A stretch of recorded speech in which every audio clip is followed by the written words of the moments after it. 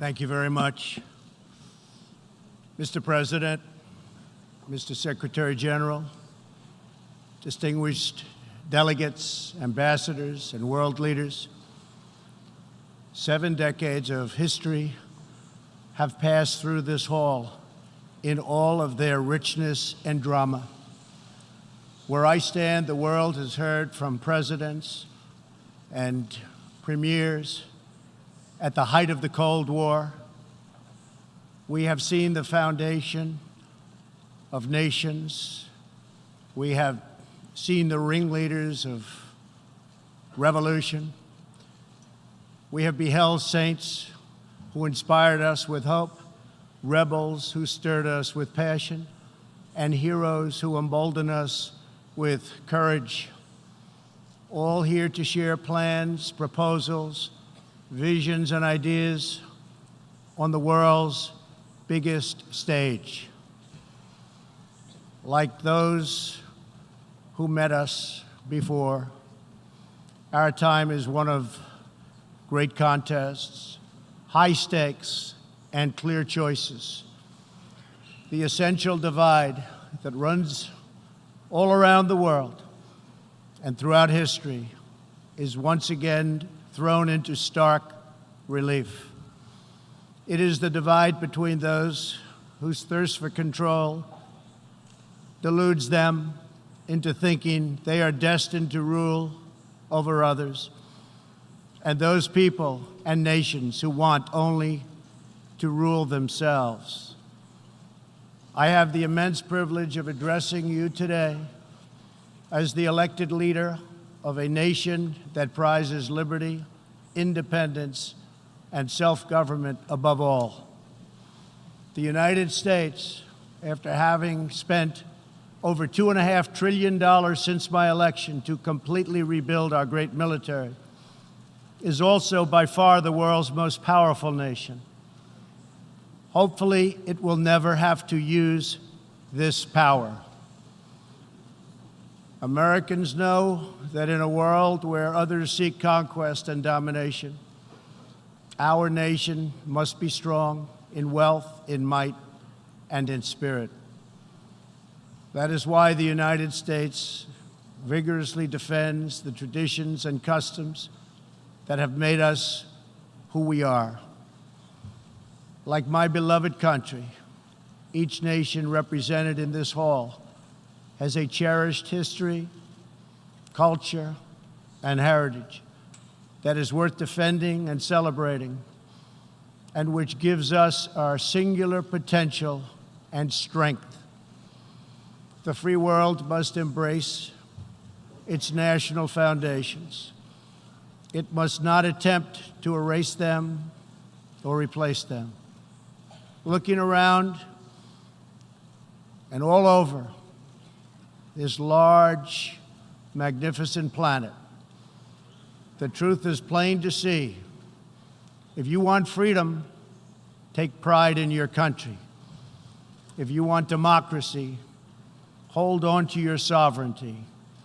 And if you want peace, love your nation. Wise leaders always put the good of their own people and their own country first. The future does not belong to globalists. The future belongs to patriots. The future belongs to sovereign and independent nations who protect their citizens, respect their neighbors, and honor the differences that make each country special and unique. It is why we in the United States have embarked on an exciting program of national renewal. In everything we do, we are focused on empowering the dreams and aspirations of our citizens. Thanks to our pro-growth economic policies, our domestic unemployment rate reached its lowest level in over half a century.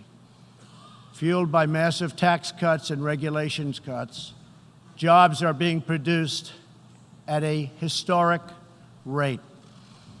6 million Americans have been added to the employment rolls in under 3 years. Last month, African American, Hispanic American, and Asian American unemployment reached their lowest rates ever recorded.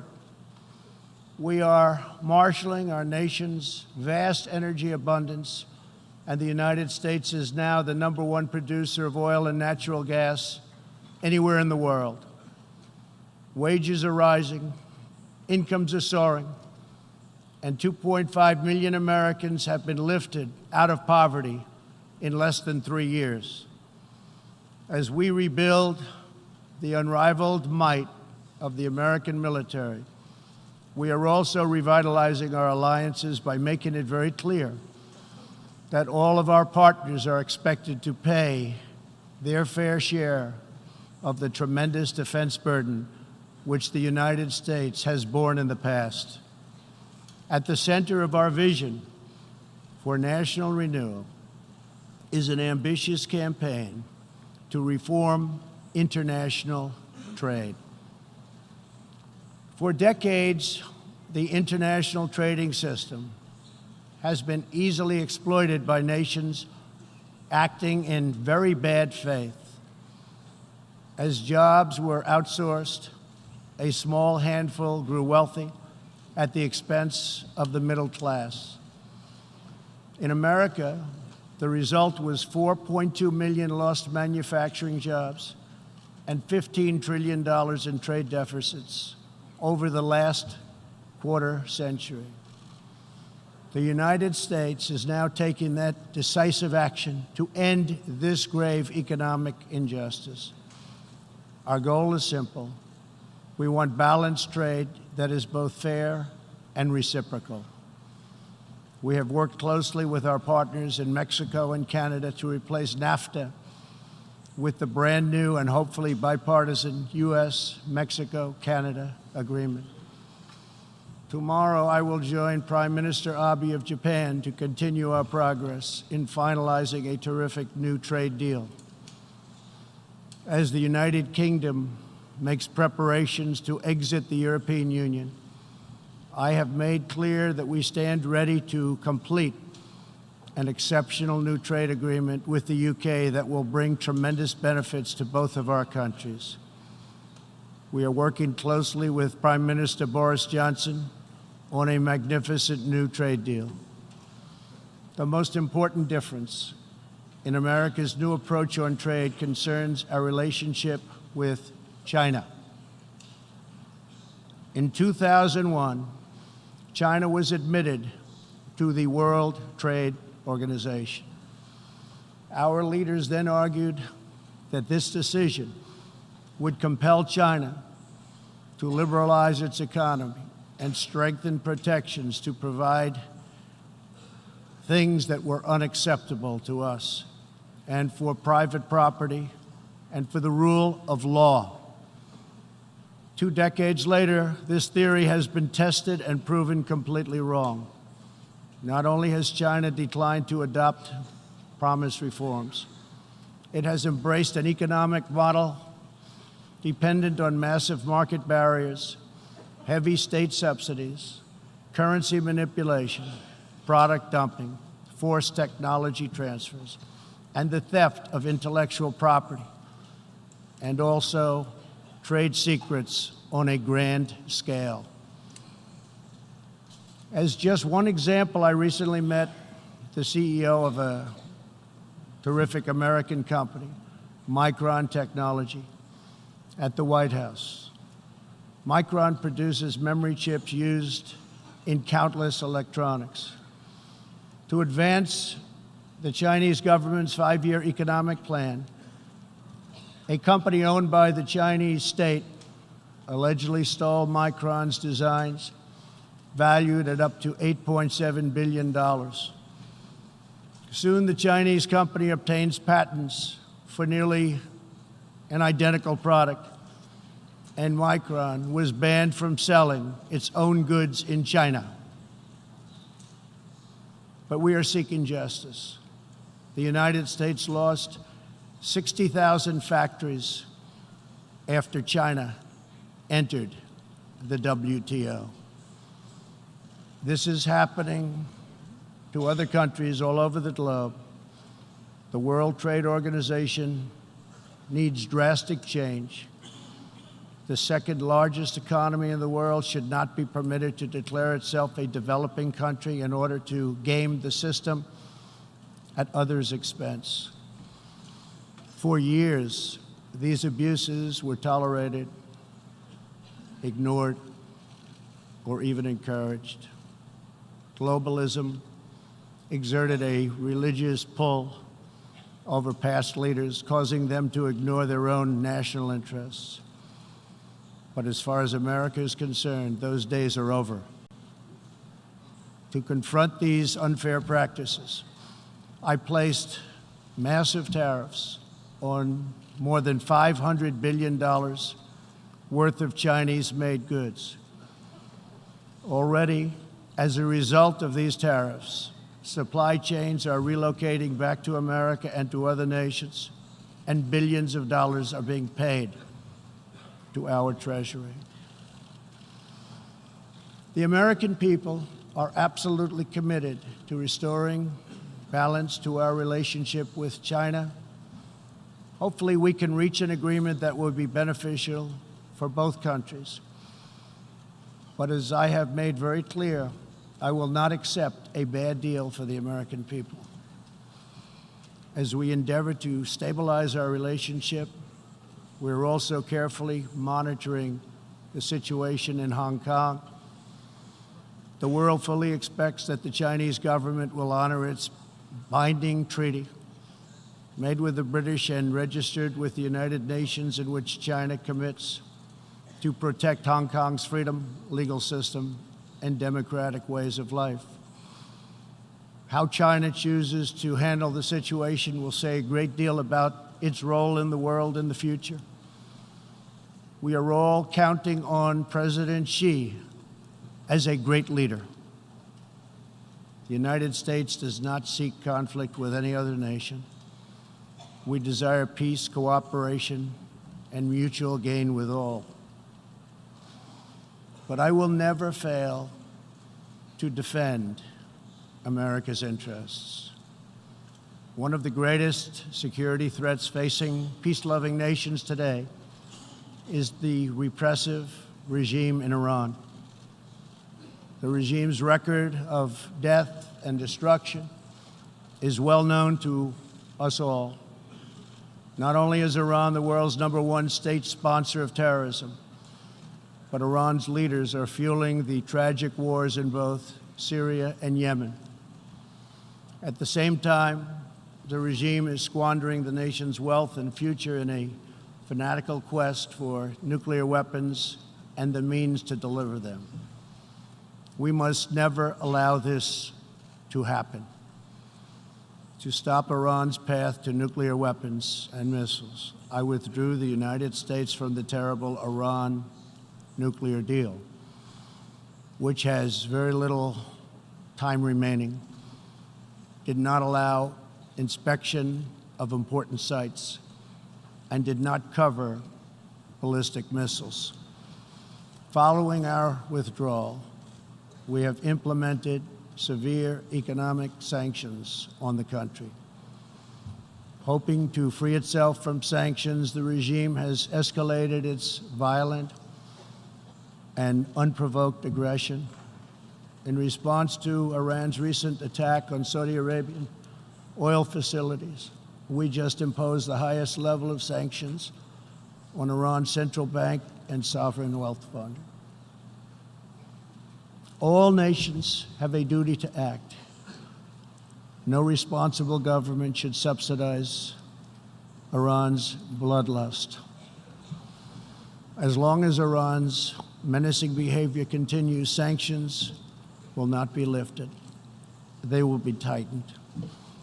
Iran's leaders will have turned a proud nation into just another cautionary tale of what happens when a ruling class abandons its people and embarks on a crusade for personal power and riches. For 40 years, the world has listened to Iran's rulers as they lash out at everyone else for the problems they alone have created. They conduct ritual chants of death to America and traffic in monstrous anti-Semitism. Last year, the country's supreme leader stated Israel is a malignant, cancerous tumor that has to be removed and eradicated. It is possible, and it will happen. America will never tolerate such anti-Semitic hate. Fanatics have long used hatred of Israel to distract from their own failures. Thankfully, there is a growing recognition in the wider Middle East that the countries of the region share common interests in battling extremism and unleashing economic opportunity. That is why it is so important to have full, normalized relations between Israel and its neighbors. Only a relationship built on common interests, mutual respect, and religious tolerance can forge a better future. Iran's citizens deserve a government that cares about reducing poverty, ending corruption, and increasing jobs, not stealing their money to fund and massacre abroad and at home. After 4 decades of failure, it is time for Iran's leaders to step forward and to stop threatening other countries and focus on building up their own country.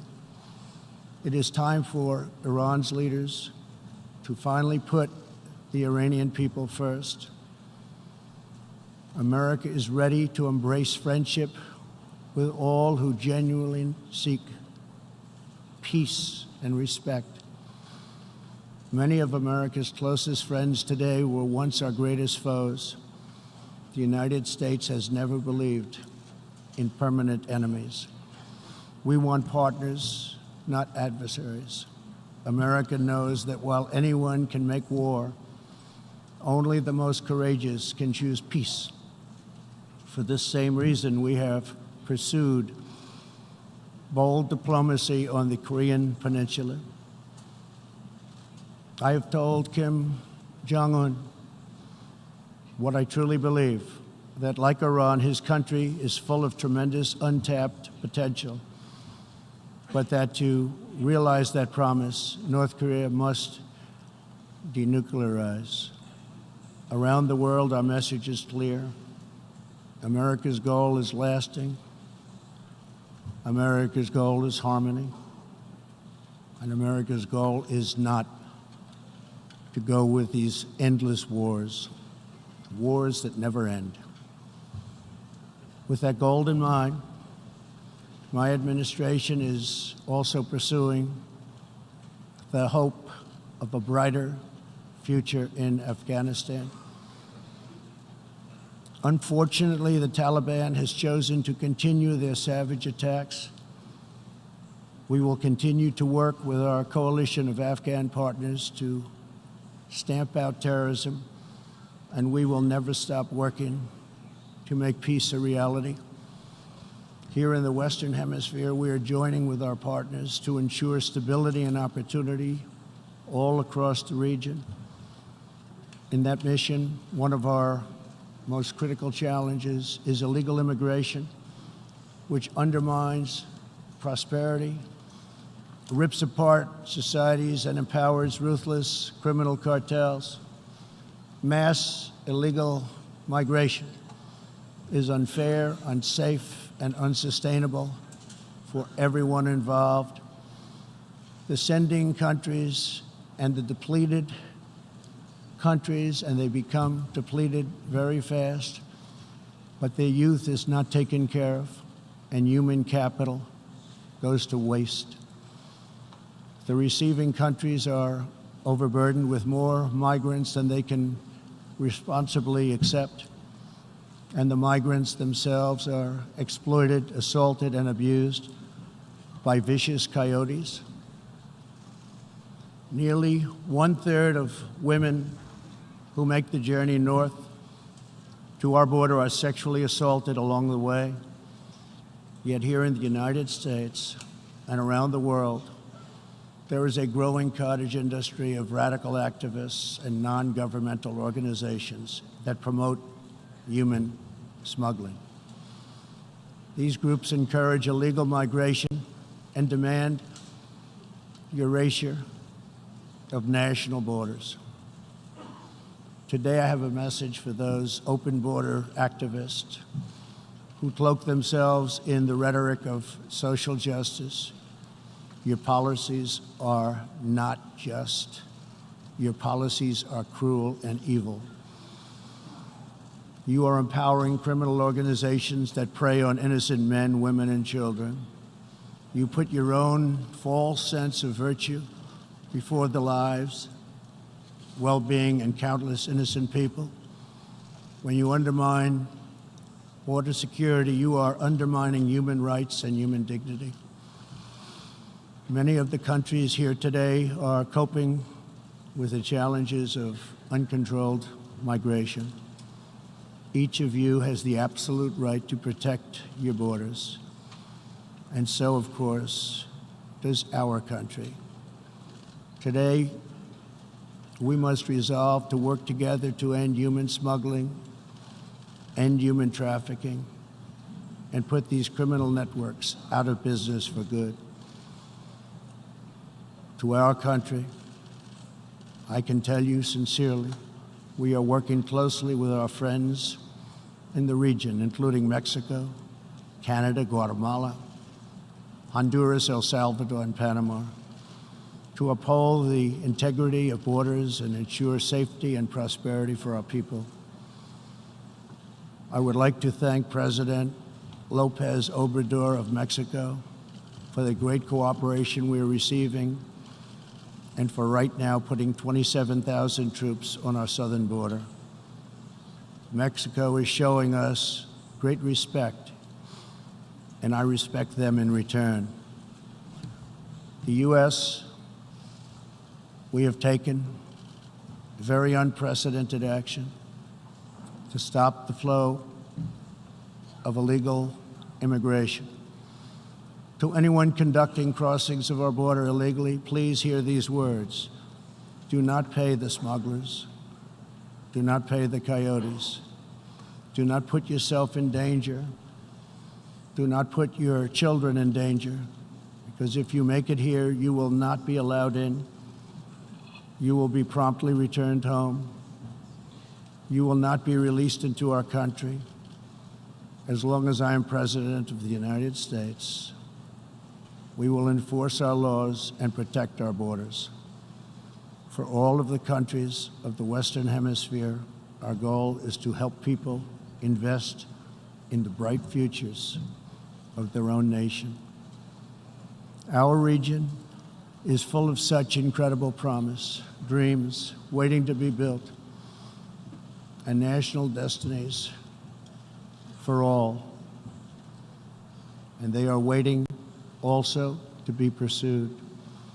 Throughout the hemisphere, there are millions of hardworking, patriotic young people eager to build, innovate, and achieve. But these nations cannot reach their potential if a generation of youth abandon their homes in search of a life elsewhere. We want every nation in our region to flourish and its people to thrive in freedom and peace. In that mission, we are also committed to supporting those people in the Western Hemisphere who live under brutal oppression, such as those in Cuba, Nicaragua, and Venezuela. According to a recent report from the UN Human Rights Council, women in Venezuela stand in line for 10 hours a day waiting for food. Over 15,000 people have been detained as political prisoners. Modern-day death squads are carrying out thousands of extrajudicial killings.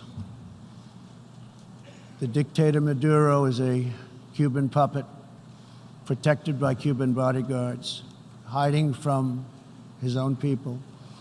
while Cuba plunders Venezuela's oil wealth to sustain its own corrupt communist rule.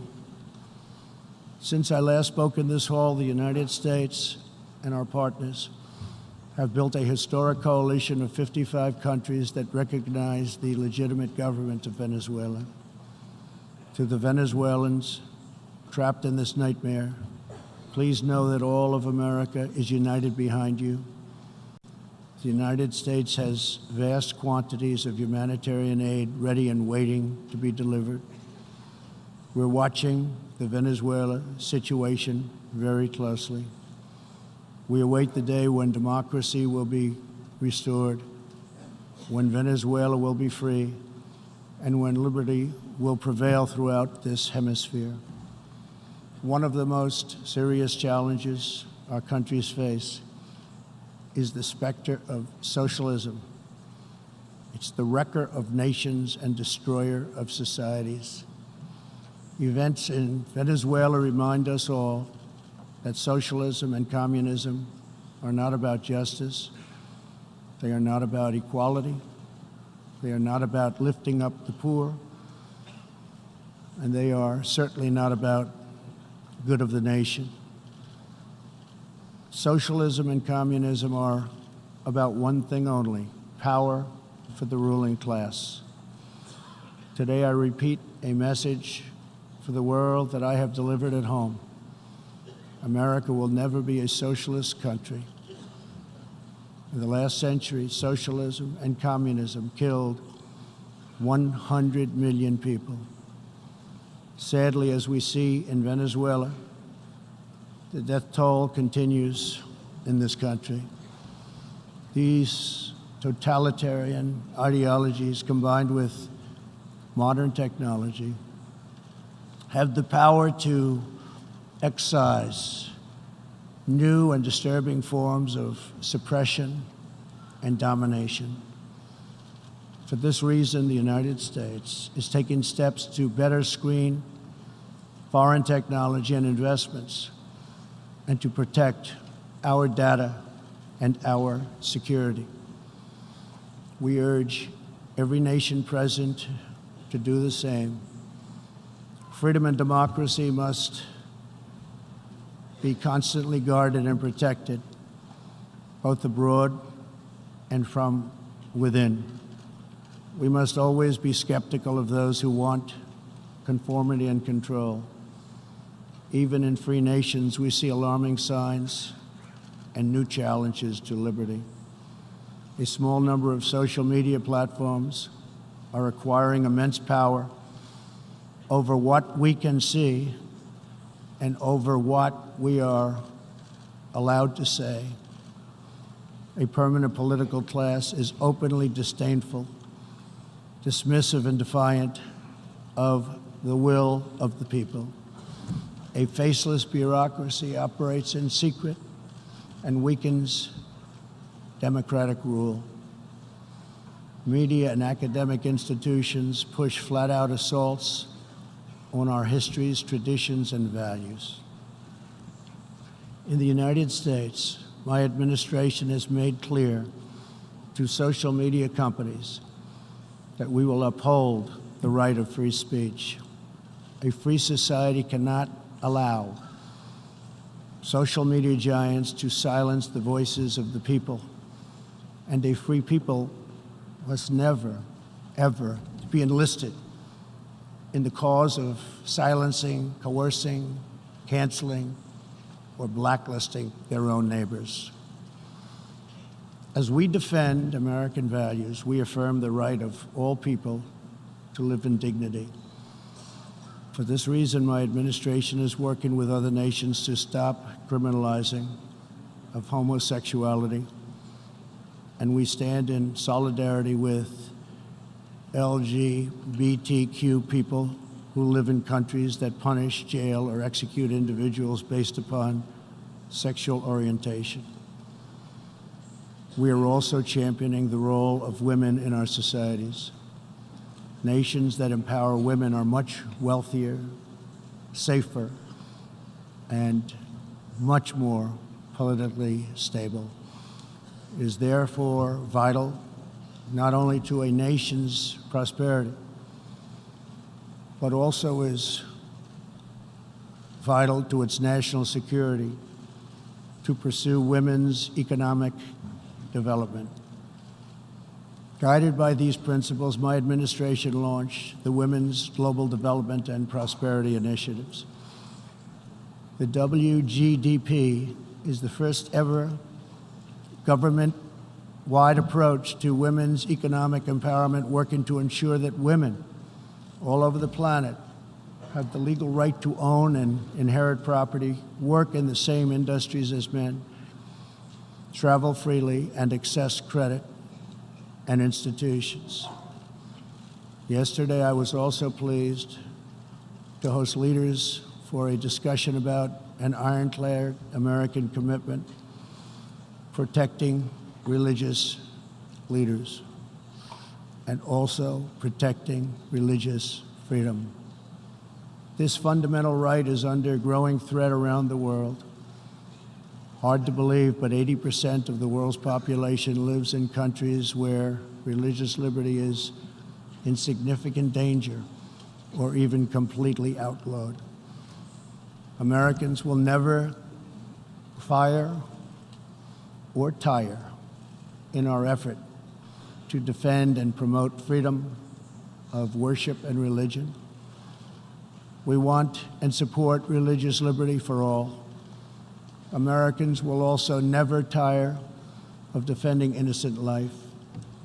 We are aware that many United Nations projects have attempted to assert a global right to taxpayer-funded abortion on demand, right up until the moment of delivery. Global bureaucrats have absolutely no business attacking the sovereignty of nations that wish to protect innocent life. Like many nations here today, we in America believe that every child, born and unborn, is a sacred gift from God. There is no circumstance under which the United States will allow international entries to trample on the rights of our citizens, including the right to self-defense. That is why this year I announced that we will never ratify the UN Arms Trade Treaty, which would threaten the liberties of law-abiding American citizens. The United States will always uphold our constitutional right to keep and bear arms. We will always uphold our Second Amendment. The core rights and values America defends today were inscribed in America's founding documents. Our nation's founders understood that there will always be those who believe they are entitled to wield power and control over others. Tyranny advances under many names and many theories, but it always comes down to the desire for domination. It protects not the interests of many, but the privilege of few. Our founders gave us a system designed to restrain this dangerous impulse. They chose to entrust American power to those most invested in the fate of our nation, a proud and fiercely independent people. The true good of a nation can only be pursued by those who love it, by citizens who are rooted in its history, who are nourished by its culture, committed to its values, attached to its people, and who know that its future is theirs to build or theirs to lose. Patriots see a nation and its destiny in ways no one else can. Liberty is only preserved, sovereignty is only secured, democracy is only sustained, greatness is only realized by the will and devotion of patriots. In their spirit is found the strength to resist oppression, the inspiration to forge legacy, the goodwill to seek friendship, and the bravery to reach for peace. Love of our nations makes the world better for all nations. So to all the leaders here today, join us in the most fulfilling mission a person could have, the most profound contribution anyone can make. Lift up your nations, cherish your culture, honor your histories, treasure your citizens, make your country strong and prosperous and righteous, honor the dignity of your people, and nothing will be outside of your reach. When our nations are greater, the future will be brighter, our people will be happier, and our partnerships will be stronger. With God's help, together we will cast off the enemies of liberty and overcome the oppressors of dignity. We will set new standards of living and reach new heights of human achievement. We will rediscover old truths, unravel old mysteries, and make thrilling new breakthroughs. And we will find more beautiful friendship and more harmony among nations than ever before. My fellow leaders, the path to peace and progress and freedom and justice and a better world for all humanity begins at home. Thank you. God bless you. God bless the nations of the world. And God bless America. Thank you very much.